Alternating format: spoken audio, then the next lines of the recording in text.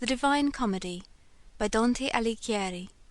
Translated by Henry Wadsworth Longfellow. Inferno, Canto 1. Midway upon the journey of our life, I found myself within a forest dark, for the straightforward pathway had been lost. Ah me, how hard a thing it is to say what was this forest, savage, rough, and stern, which in the very thought renews the fear. So bitter is it, death is little more. But of the good to treat, which there I found, speak will I of the other things I saw there. I cannot well repeat how there I entered, so full was I of slumber at the moment in which I had abandoned the true way.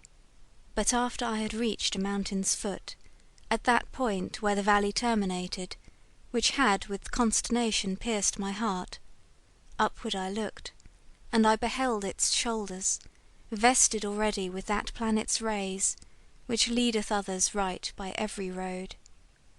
Then was the fear a little quieted, that in my heart's lake had endured throughout the night which I had passed so piteously. And even as he who, with distressful breath, forth issued from the sea upon the shore, turns to the water perilous and gazes, so did my soul, that still was fleeing onward, turn itself back to re-behold the pass, which never yet a living person left. After my weary body I had rested, the way resumed I on the desert slope, so that the firm foot ever was the lower. And lo, almost where the ascent began, a panther, light and swift exceedingly, which with a spotted skin was covered o'er, and never moved she from before my face, nay, rather did impede so much my way, that many times I to return had turned.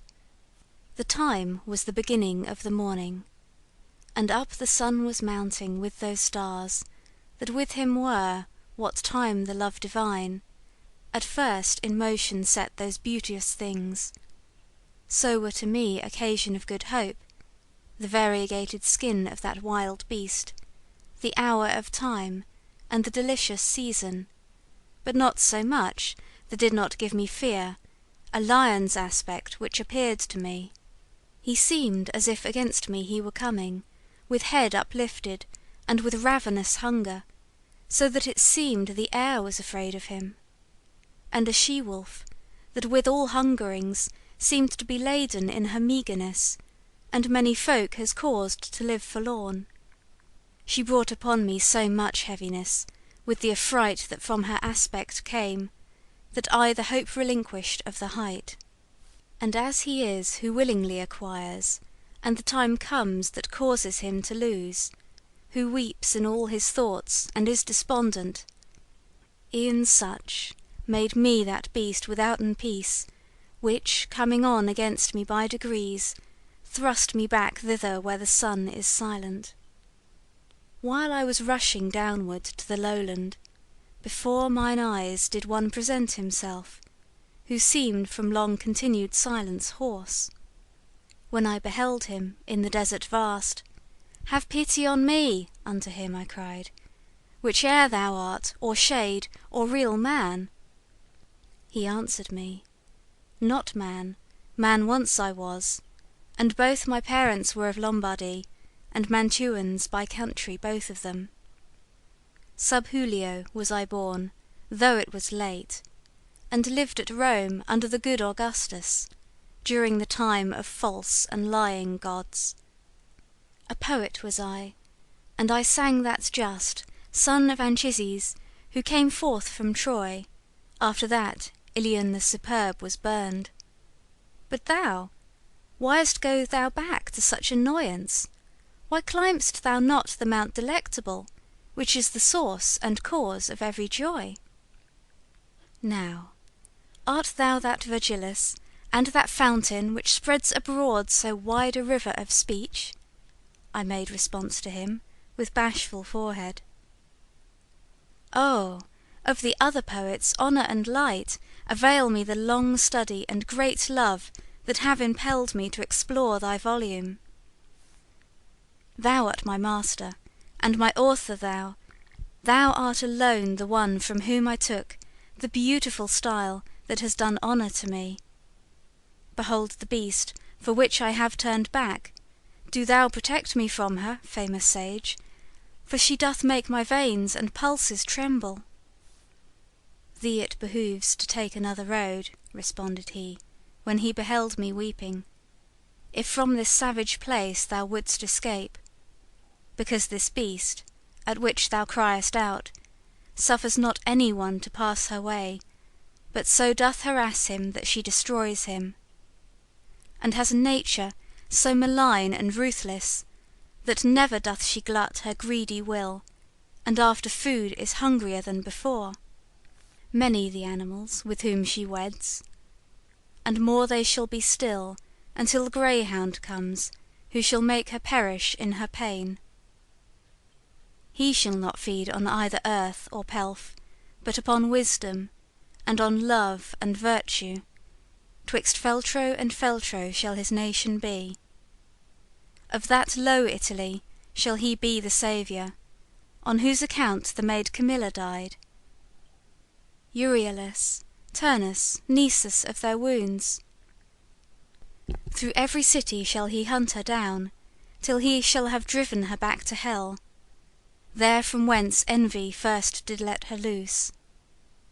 Therefore I think, and judge it for thy best, thou follow me, and I will be thy guide, and lead thee hence through the eternal place, where thou shalt hear the desperate lamentations, shall see the ancient spirits disconsolate, who cry out each one for the second death. And thou shalt see those who contented are, within the fire, because they hope to come, whene'er it may be, to the blessed people. To whom, then, if thou wishest to ascend, a soul shall be for that, the nigh more worthy, with her at my departure I will leave thee. Because that emperor who reigns above, in that I was rebellious to his law, wills that through me none come into his city. He governs everywhere, and there he reigns. There is his city and his lofty throne. Oh, happy he whom thereto he elects! And I to him, Poet, I thee entreat, by that same God whom thou didst never know, that I may escape this woe and worse.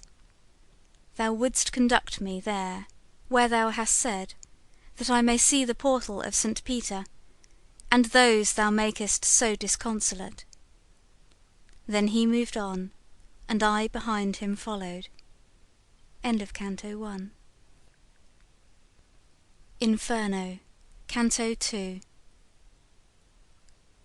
Day was departing, and the embrowned air released the animals that are on earth from their fatigues, and I the only one, made myself ready to sustain the war, both of the way, and likewise of the woe, which memory that errs not shall retrace. O Muses, O high Genius, now assist me! O Memory, that didst write down what I saw, here thy nobility shall be manifest. And I began: Poet, who guidest me, regard my manhood, if it be sufficient, ere to the arduous pass thou dost confide me. Thou sayest, that of Silvius the parent, while yet corruptible, unto the world immortal went, and was there bodily. But if the adversary of all evil was courteous, thinking of the high effect that issue would from him, and who, and what, to men of intellect unmeet it seems not. For he was of great Rome, and of her empire, in the empyreal heaven as father chosen. The which and what, wishing to speak the truth, was stablished as the holy place, wherein sits the successor of the greatest Peter. Upon this journey, whence thou givest him vaunt, things did he hear, which the occasion were both of his victory and the papal mantle. Thither went afterwards the chosen vessel, to bring back comfort thence unto that faith, which of salvation's way is the beginning. But I, why thither come, or who concedes it? I not Aeneas am, I am not Paul, nor I nor others think me worthy of it.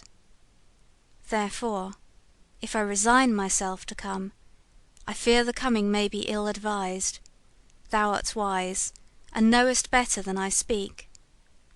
And as he is, who unwills what he willed, and by new thoughts doth his intention change, so that from his design he quite withdraws, such I became, on that dark hillside, because in thinking I consumed the emprise, which was so very prompt in the beginning. If I have well thy language understood, replied that shade of the magnanimous, thy soul attainted is with cowardice, which many times a man encumbers so, it turns him back from honoured enterprise, as false sight doth the beast when he is shy. That thou mayest free thee from this apprehension, I'll tell thee why I came, and what I heard at the first moment when I grieved for thee. Among those was I who are in suspense, and a fair saintly lady called to me, in such wise I besought her to command me.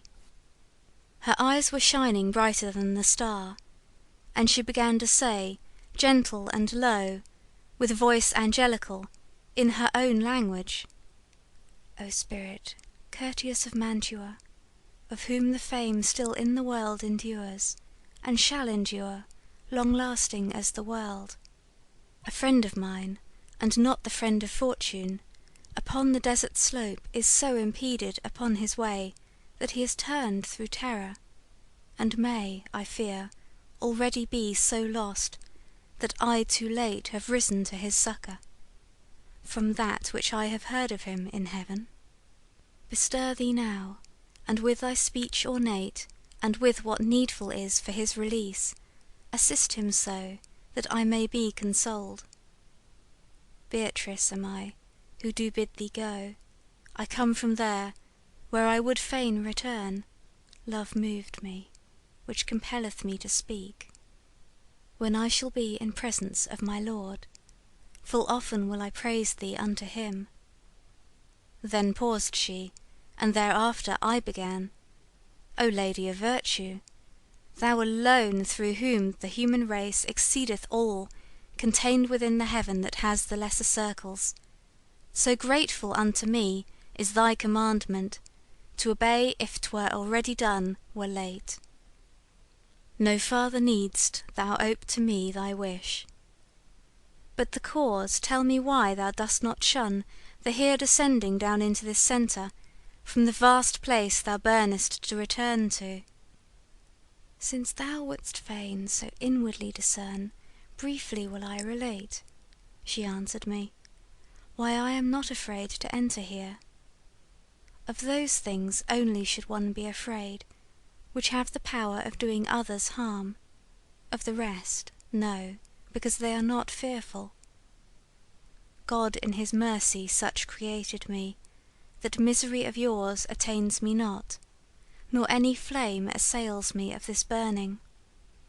A gentle lady is in heaven, who grieves at this impediment to which I send thee, so that stern judgment there above is broken. In her entreaty she besought Lucia, and said, thy faithful one now stands in need of thee, and unto thee I recommend him. Lucia, foe of all that cruel is, hastened away, and came unto the place where I was sitting with the ancient Rachel. Beatrice, said she, the true praise of God, why succourest thou not him who loved thee so? For thee he issued from the vulgar herd. Dost thou not hear the pity of his plaint? Dost thou not see the death that combats him, beside that flood where ocean has no vaunt? Never were persons in the world so swift to work their weal and to escape their woe, as I, after such words as these were uttered, came hither downward from my blessed seat, confiding in thy dignified discourse, which honours thee, and those who've listened to it." After she thus had spoken unto me, weeping her shining eyes she turned away, whereby she made me swifter in my coming. And unto thee I came, as she desired. I have delivered thee from that wild beast, which barred the beautiful mountain's short ascent. What is it then? Why dost thou delay? Why is such baseness bedded in thy heart? Daring and hardihood why hast thou not?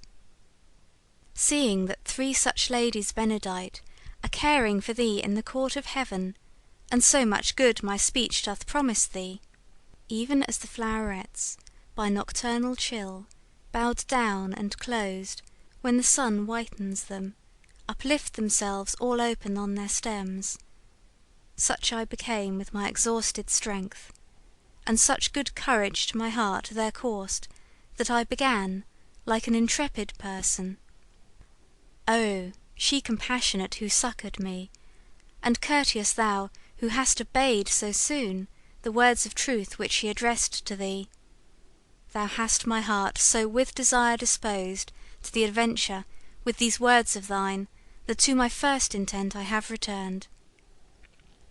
Now go, for one sole will is in us both, thou leader, and thou lord, and master thou." Thus said I to him, and when he had moved, I entered on the deep and savage way. End of Canto 2. Inferno, Canto 3. Through me the way is to the city dolent, through me the way is to eternal dole, through me the way among the people lost. Justice incited my sublime Creator, created me divine omnipotence, the highest wisdom and the primal love. Before me there were no created things, only etern, and I eternal last. All hope abandon, ye who enter in. These words in sombre colour I beheld written upon the summit of a gate, whence their sense is, Master, hard to me, and he to me, as one experienced. Here all suspicion needs must be abandoned, all cowardice must needs be here extinct. We to the place have come, where I have told thee thou shalt behold the people dolorous, who have forgone the good of intellect. And after he had laid his hand on mine, with joyful mien, whence I was comforted, he led me in among the secret things. There sighs, complaints, and ululations loud resounded through the air without a star, whence I, at the beginning, wept thereat.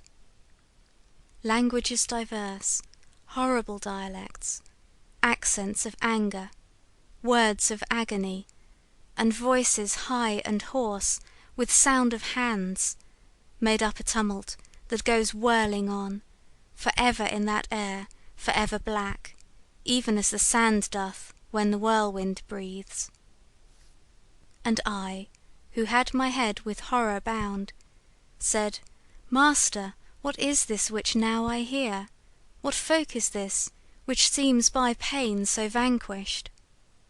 And he to me, "This miserable mode maintain the melancholy souls of those who lived withouten infamy or praise. Commingled are they with that caitiff choir of angels who have not rebellious been, nor faithful were to God, but were for self. The heavens expelled them, not to be less fair, nor them the nethermore abyss receives, for glory none the damned world would have from them." And I, "O Master, what so grievous is to these that maketh them lament so sore?" He answered, "I will tell thee very briefly. These have no longer any hope of death, and this blind life of theirs is so debased, they envious are of every other fate. No fame of them the world permits to be, misericorde and justice both disdain them. Let us not speak of them, but look and pass. And I, who looked again, beheld a banner, which whirling round ran on so rapidly, that of all pause it seemed to me indignant. And after it there came so long a train of people, that I ne'er would have believed that ever death so many had undone. When some among them I had recognized, I looked, and I beheld the shade of him who made through cowardice the great refusal. Forthwith I comprehended, and was certain that this the sect was of the caitiff wretches, hateful to God and to his enemies. These miscreants, who never were alive, were naked, and were stung exceedingly by gadflies and by hornets that were there. These did their faces irrigate with blood, which, with their tears commingled, at their feet by the disgusting worms was gathered up. And when to gazing farther I betook me, people I saw on a great river's bank, whence said I, Master, now vouchsafe to me, that I may know who these are, and what law makes them appear so ready to pass over, as I discern athwart the dusky light. And he to me, These things shall all be known to thee as soon as we our footsteps stay upon the dismal shore of Acheron. Then, with mine eyes ashamed and downward cast, fearing my words might irksome be to him, from speech refrained I till we reached the river. And lo, towards us coming in a boat, an old man, hoary with the hair of eld, crying, Woe unto ye, ye souls depraved! Hope never more to look upon the heavens. I come to lead you to the other shore, to the eternal shades in heat and frost. And thou, that yonder standest, living soul, withdraw thee from these people who are dead. But when he saw that I did not withdraw, he said, By other ways, by other ports, thou to the shore shalt come, not here for passage, a lighter vessel needs must carry thee. And unto him the guide, Vex thee not, Charon, it is so willed where there is power to do that which is willed, and farther question not. Thereat were quieted the fleecy cheeks of him the ferryman of the livid fen, who round his eyes had wheels of flame. But all those souls who weary were, and naked, their colour changed, and gnashed their teeth together, as soon as they had heard those cruel words. God they blasphemed, and their progenitors, the human race, the place, the time, the seed of their engendering and of their birth. Thereafter all together they drew back, bitterly weeping, to the accursed shore, which waiteth every man who fears not God. Charon the demon, with the eyes of gleed, beckoning to them, collects them all together, beats with his oar whoever lags behind. As in the autumn time the leaves fall off, first one and then another, till the branch unto the earth surrenders all its spoils. In similar wise the evil seed of Adam throw themselves from that margin one by one, at signals, as a bird unto its lure. So they depart, across the dusky wave, and ere upon the other side they land, again on this side a new troop assembles. My son, the courteous master said to me, all those who perish in the wrath of God here meet together out of every land. And ready are they to pass o'er the river, because celestial justice spurs them on, so that their fear is turned into desire. This way there never passes a good soul. And hence, if Charon doth complain of thee, well mayst thou know now what his speech imports. This being finished, all the dusk champaign trembled so violently, that of that terror the recollection bathes me still with sweat. The land of tears gave forth a blast of wind, and fulminated a vermilion light, which overmastered me in every sense, and, as a man whom sleep hath seized, I fell. End of Canto 3. Inferno, Canto 4. Broke the deep lethargy within my head a heavy thunder, so that I upstarted like to a person who by force is wakened. And round about I moved my rested eyes, uprisen erect, and steadfastly I gazed, to recognize the place wherein I was. True is it that upon the verge I found me of the abysmal valley dolorous, that gathers thunder of infinite ululations.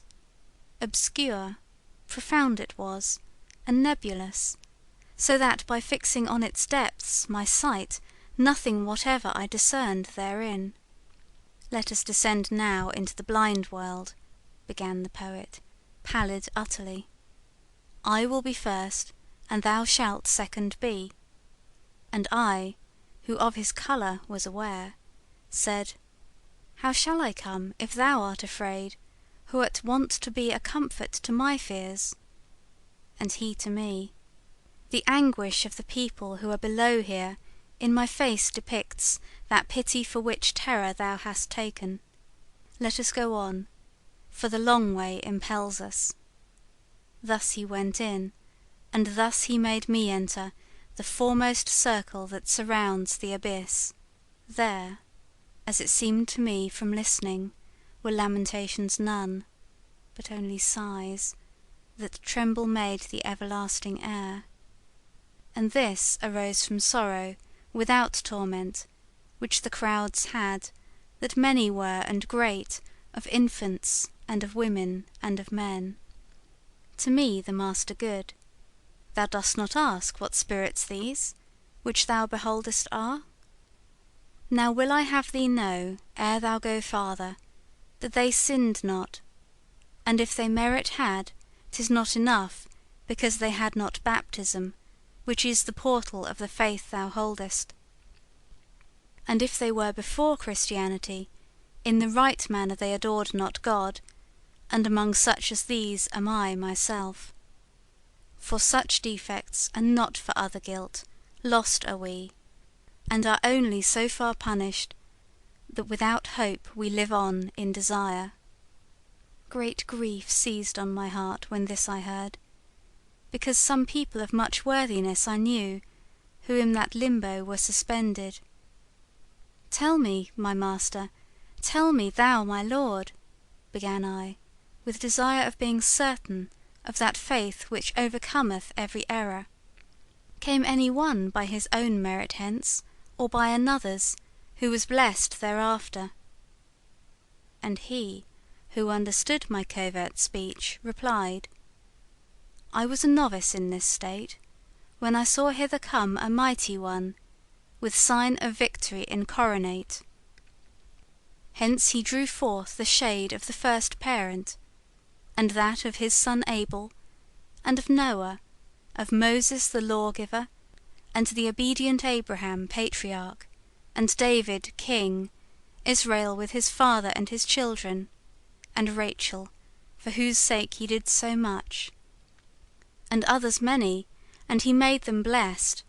And thou must know that earlier than these never were any human spirits saved. We ceased not to advance because he spake, but still were passing onward through the forest, say I, of thick crowded ghosts. Not very far as yet our way had gone, this side the summit, when I saw a fire that overcame a hemisphere of darkness. We were a little distant from it still, but not so far that I in part discerned not that honourable people held that place. O thou, who honourest every art and science, who may these be, which such great honour have, that from the fashion of the rest it parts them?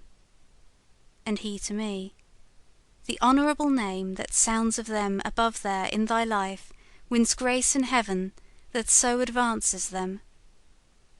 In the meantime a voice was heard by me. All honour be to the preeminent poet, his shade returns again that was departed." After the voice had ceased, and quiet was, 4 mighty shades I saw approaching us. Semblance had they, nor sorrowful, nor glad.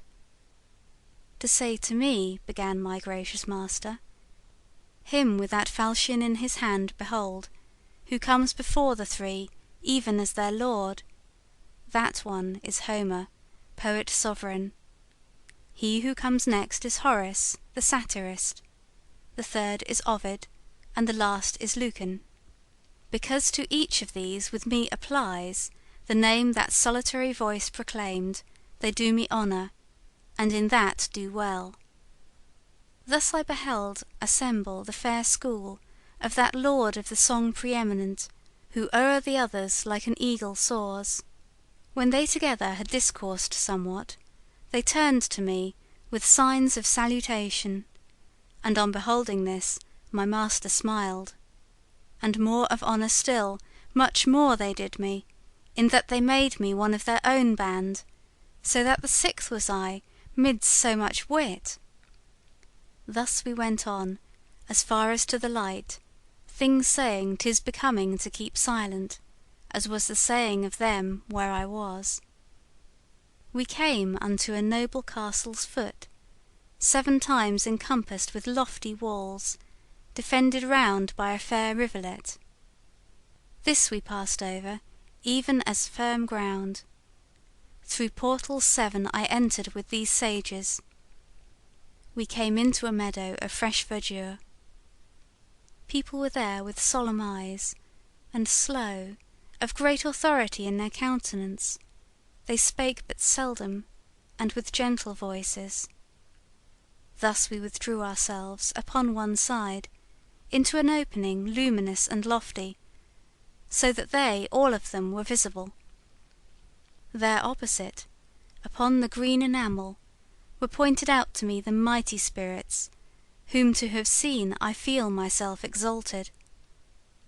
I saw Electra, with companions many, 'mongst whom I knew both Hector and Aeneas, Caesar in armour with gerfalcon eyes. I saw Camilla and Penthesilia on the other side, and saw the King Latinus, who with Lavinia his daughter sat. I saw that Brutus who drove Tarquin forth, Lucretia, Julia, Marcia, and Cornelia, and saw alone, apart, the Saladin. When I had lifted up my brows a little, the master I beheld, of those who know, sit with his philosophic family. All gaze upon him, and all do him honour. There I beheld both Socrates and Plato, who nearer him before the others stand.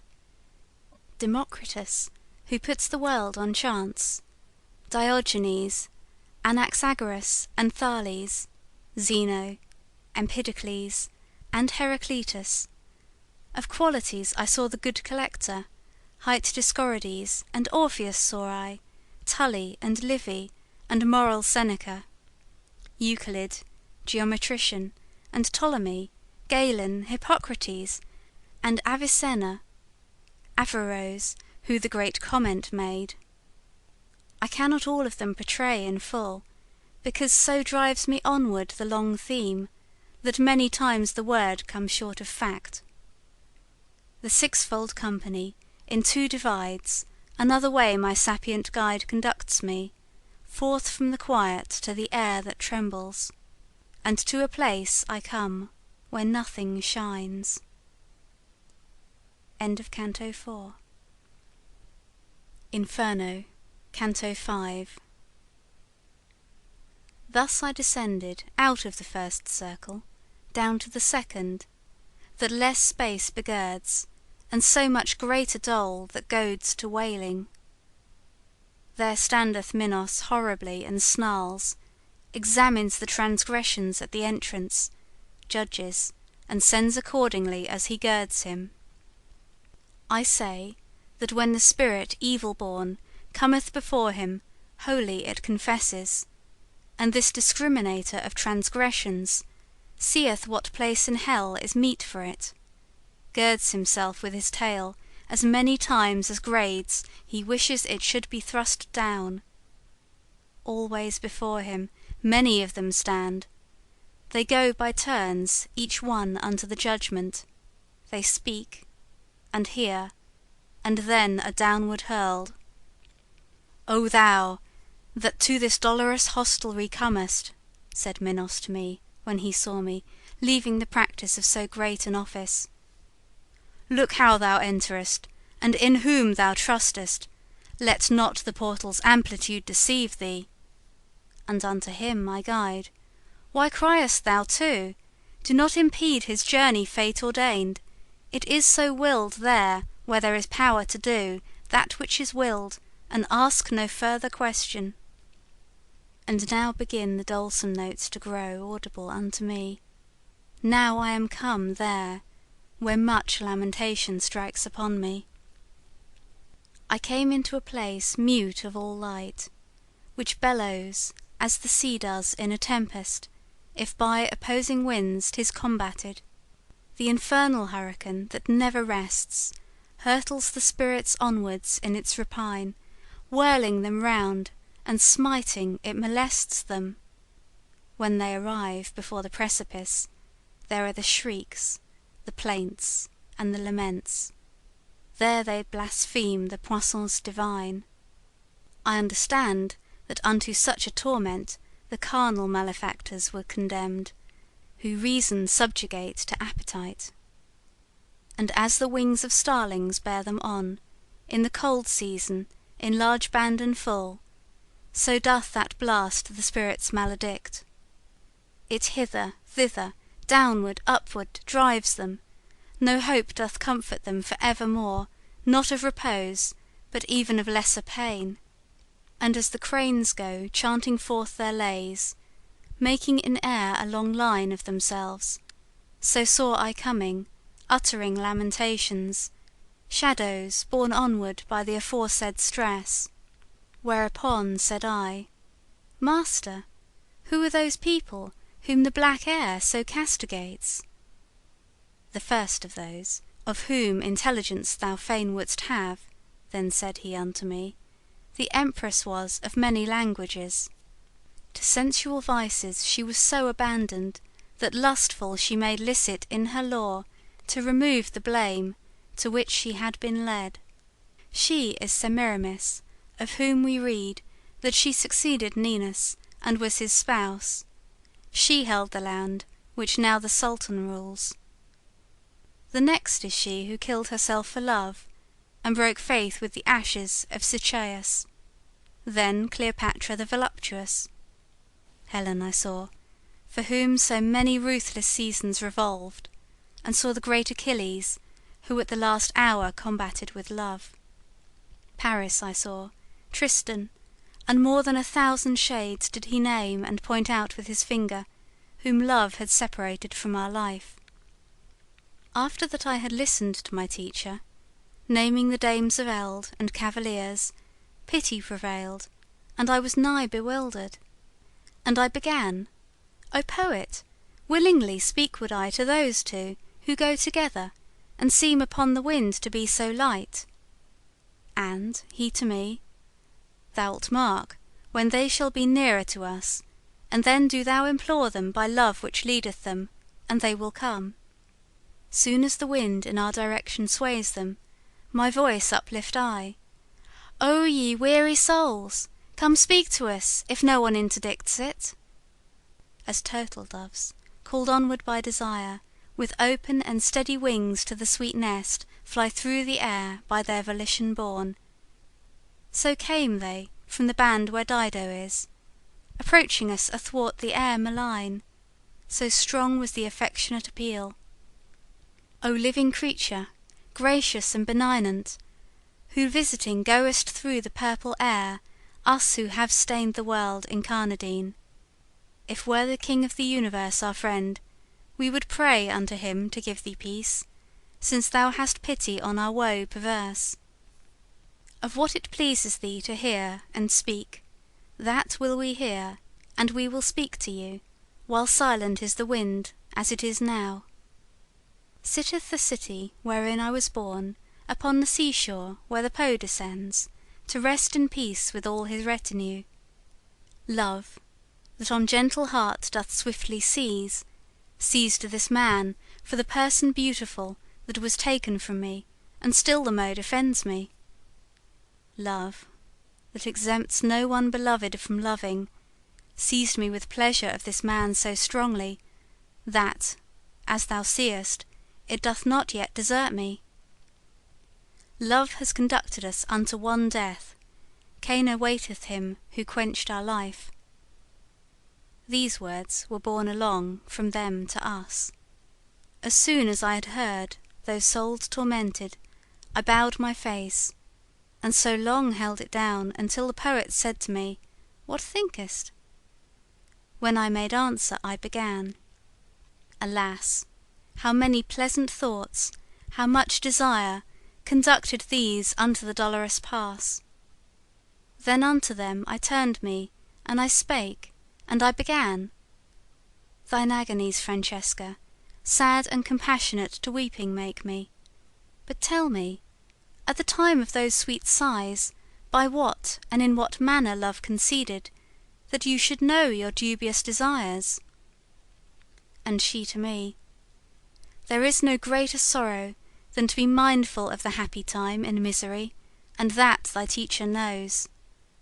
But if to recognise the earliest root of love in us thou hast so great desire, I will do even as he who weeps and speaks. One day we reading were for our delight Of Lancelot, how love did him enthrall. Alone we were, and without any fear. Full many a time our eyes together drew, That reading, and drove the colour from our faces. But one point only was it that o'ercame us, When as we read of the much longed for smile, Being by such a noble lover kissed, This one, who ne'er from me shall be divided, Kissed me upon the mouth all palpitating. Galeotto was the book, and he who wrote it. That day no farther did we read therein. And all the while one spirit uttered this, The other did weep, so that for pity I swooned away, as if I had been dying, And fell even as a dead body falls. End of Inferno, Canto 1-5.